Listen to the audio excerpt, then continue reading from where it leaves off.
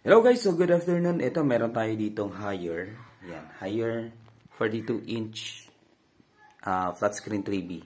So, yung problema nito, yung remote hindi na gumagana. Ayan o. So, yan, naka-plug in na siya. Yan, naka-red lights.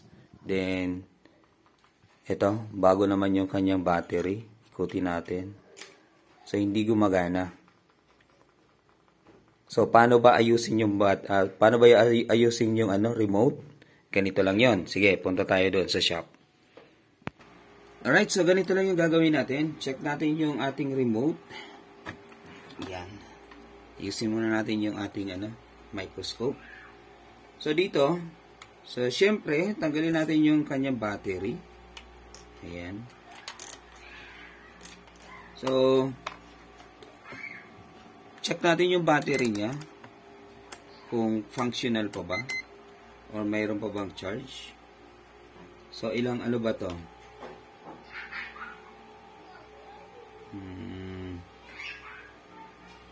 1.5.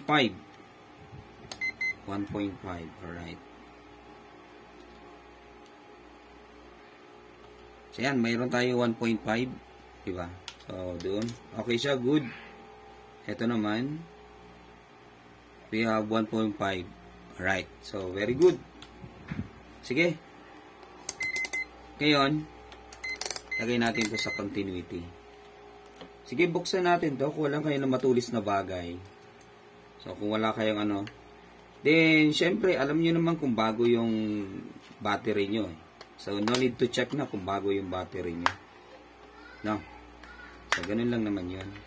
Yan, kung alam kayo na matulis na bagay at nyo lang, nakaklip lang naman yan dyan eh. Ups, meron pala to dito, yan, isang tornilyong maliit. So, yan, bungkalin na natin.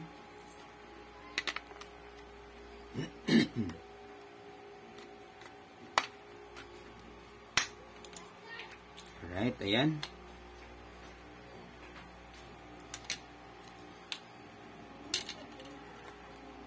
So, ito yung main board niya. Ito naman yung kanyang sa buttons. So, linisan lang natin to. Yan. So, yung buttons niya yan. Functional naman yung mga buttons. So, unang i-check natin, ito, yung connection ng battery papunta dito sa board. So, check natin yan. So, naka-continuity mode tayo. Unahin natin tong parting ito. So, positive. So, kahit baliktarin natin yan, magkabaliktaran, okay lang. Tingnan natin kung mayroong continuity. Yan, alright. So, mayroon siyang continuity. Ito naman sa negative. So, mayroong connectivity. Wala namang problema. Right. So, itong ating capacitor na 16 volts.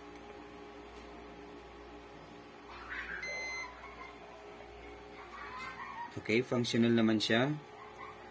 Then, ito naman, sa ating sensor. Ito yung sa sensor natin. So, check natin yan. So, ito yung sa sensor. Yan. So, check natin dito. Papunta dito sa ilalim. So, from here, going to here. Wala ba? Wala bang connection? Ayun, may connection. Dito naman, sa isang ito, papunta dito. So, yan, walang connection, walang continuity. Meron lang siyang reading. Pero wala siyang connectivity. Yes, connectivity, continuity, wala. So, dito, meron. Oops. Ba to? Oh. Ano ba nangyari dito?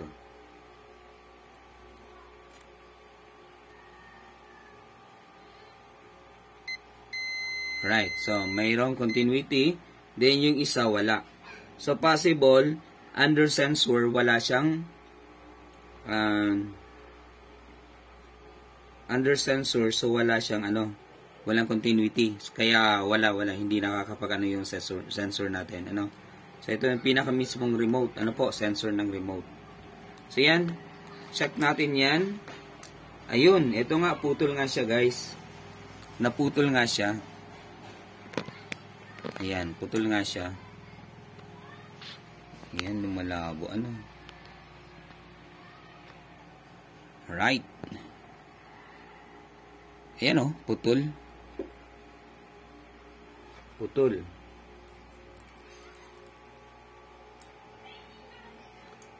Ayan. So, hindi masyadong halata, pero putol.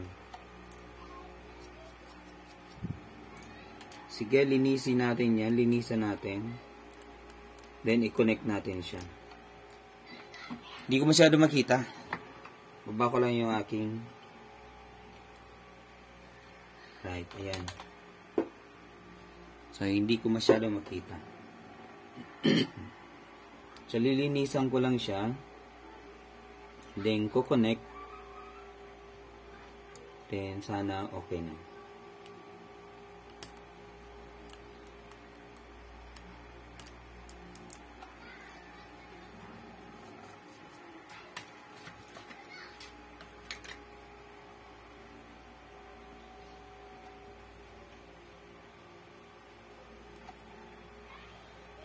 Add flux.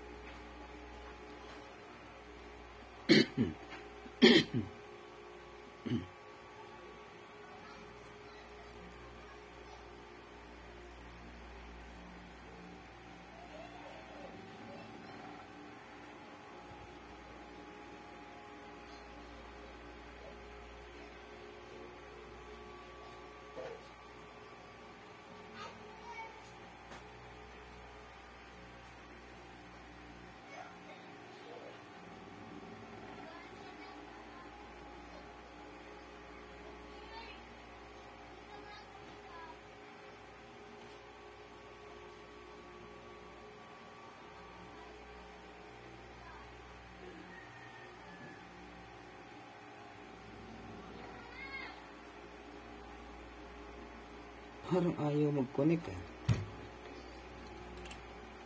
Bakit ba ayaw? Bakit ba ayaw mag-connect? Sige nga.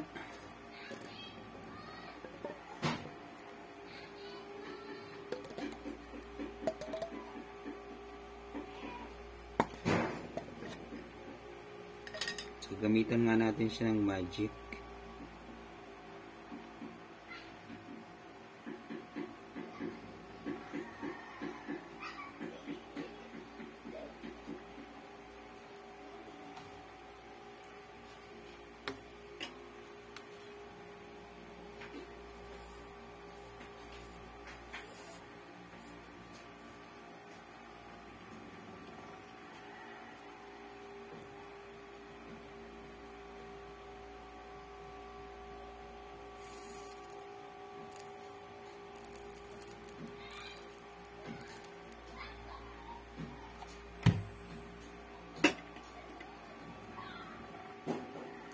Right, ayan, connected na ba? Check nga natin.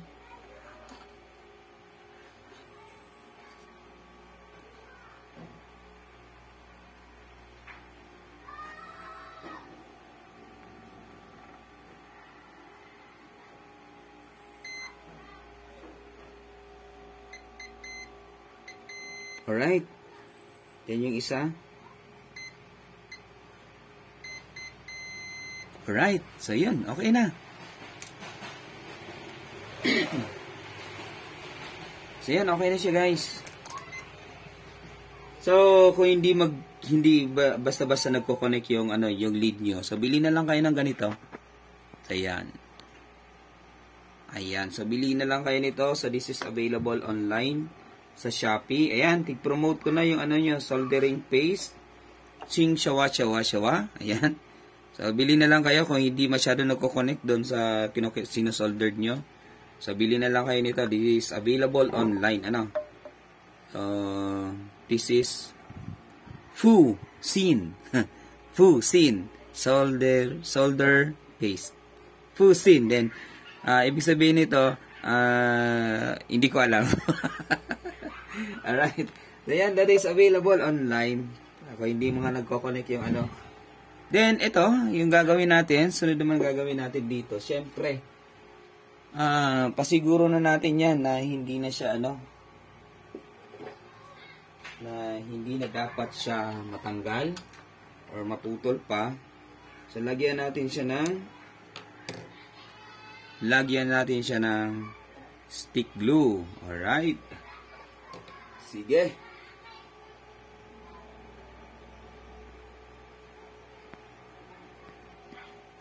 Yan, lagyan natin ng stick glue.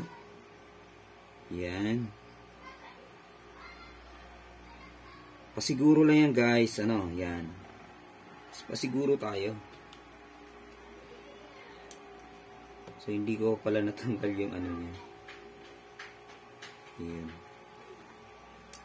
Kaya hindi dumidikit. Hindi ko pala natanggal. So, ayusin lang natin yung stick glue. Natin na kumapit siya. Para hindi masayang yung effort natin.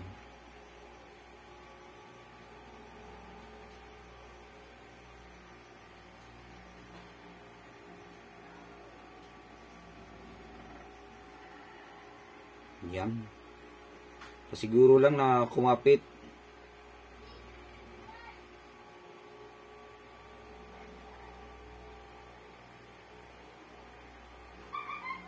So, yan.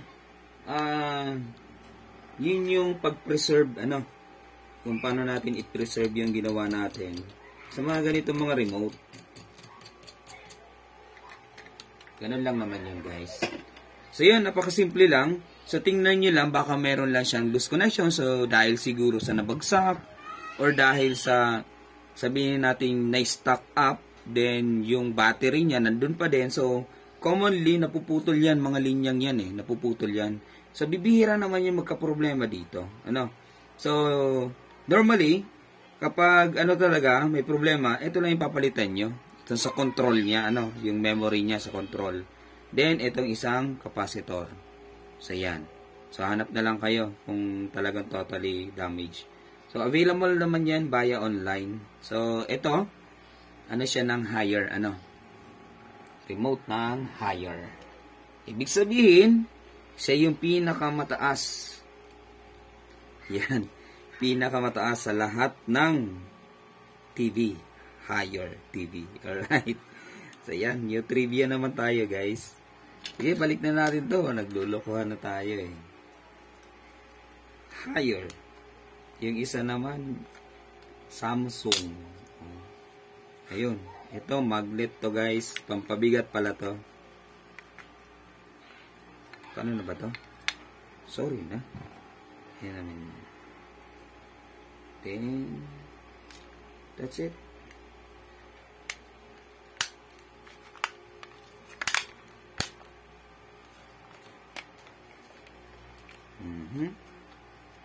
Sige, balik natin yung isang tornilyo.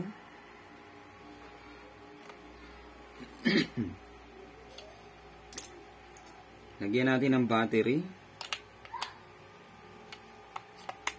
Then yung lock niya. And let's go. Let's go. Doon tayo sa TV. Alright.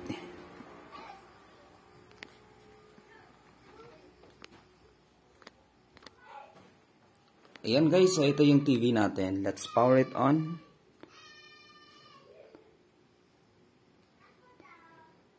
Ayun, di ba? Higher Android TV. Right, so okay na yung remote natin ng ating Higher 42-inch TV. So, ganun lang yung kasimple kung paano natin ayusin. So, kung may natutunan kayo, pa-like naman, pa-share, pa-comment na lang. Kung meron kayong mga katanungan din, so please don't forget to subscribe. Huwag nyo na ding i-skip yung ating ads para at least kumita din naman tayo. Ayan. So, to test it, ayan, moving na siya. Then, that's it. Alright. Ayan, naka-Netflix tayo, guys. Ayan. So, that's it. Then, turn off. Alright. Thank you and good afternoon.